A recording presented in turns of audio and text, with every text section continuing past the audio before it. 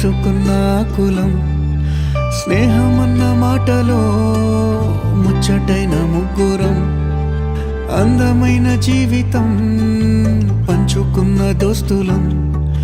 బాధలెన్ని చేరినా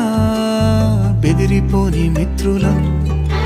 చిన్ననాటి నుండి జ్ఞాపకాలతోని కట్టుకున్న వంతెనేమైంది ఇంతలోనే వాన తాకినట్టు ఈ కాలం కూల్చెనా మనకు మధ్య దాచుకున్న మాటలంటూ లేనే లేవు ఇంతవరకు ఇప్పుడెందుకో దాచిపెట్టే ఈ బాధే లోతునా అల్లుకున్న తీగతో